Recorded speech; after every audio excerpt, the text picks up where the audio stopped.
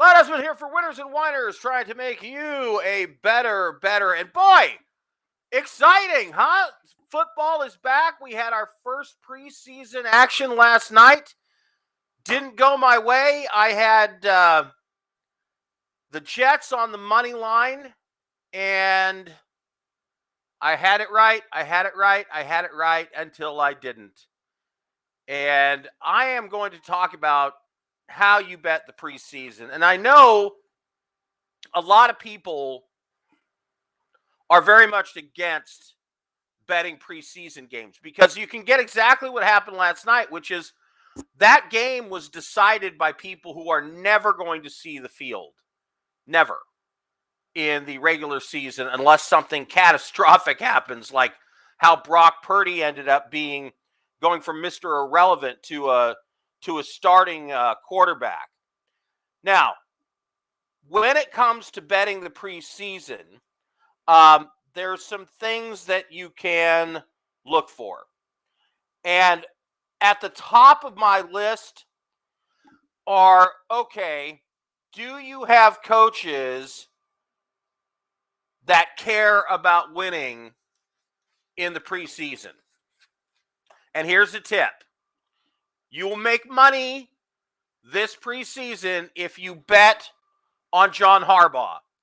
John Harbaugh, as the coach of the Baltimore Ravens, is a ridiculous 43-12.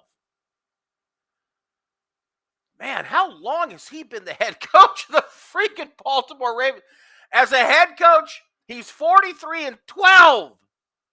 That, by far and away, is the greatest winning percentage of any NFL coach in preseason in NFL history. If preseason decided the Super Bowl, the Ravens are the Patriots.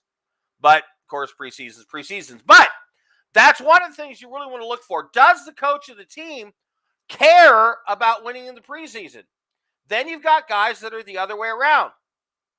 Despite having some great teams, winning the Super Bowl in Philadelphia, having a pretty good team in Jacksonville, Doug Peterson's 8-12 in the preseason. Matt LaFleur, Green Bay, he's 3-7 in the preseason. Dan Campbell, Detroit, he's 1-5 in the preseason.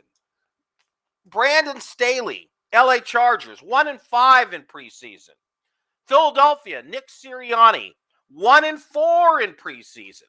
So you can see John Harbaugh clearly has a different philosophy than all those other coaches. And most great coaches, honestly, are around 500. You look at Andy Reid, you look at the grumpy lobster boat captain. You know who I'm talking about.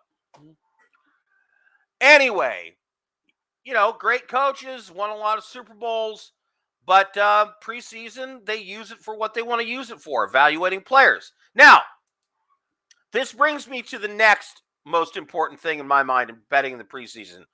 Who has the better backup quarterback play? If you have a team that has solid second and third choices at quarterback, like it'll be really interesting to see with the 49ers this year. Brock Purdy could be a starter. He was great. Sam Darnold could be a credible starter. A lot of people are saying that, if Purdy's not ready to start the season, it'll be him. And then the other kid could be a credible starter. He can hurt you with your legs. With your legs. He can hurt you with your legs. No. My legs wouldn't hurt anybody. Well, and if he tried to run with them, he'd hurt himself and hurt me. But he can hurt you with his legs. So who's got the better backup quarterback play? But that bit me, where last night. I thought, the Jets have Zach Wilson. He's going to play at least a half. They're trying to audition him for other teams. Yeah, and when he played that first half, they were up. And then he was out in the second half, and it was some guy named Mo playing quarterback for the Jets. And then the kid from UCLA played great for the Browns, and there you go. All right, another factor you look for, the new regime. So my new regime favorite this year is Sean Payton and the Broncos. He clearly thinks the team did everything wrong last year. There's a new sheriff in town, and we're going to pop. Anyway, for what it's worth, when you have a changeover and you have a new regime, we're going to do things differently. Watch for that, because they're probably going to try to prove something in the preseason.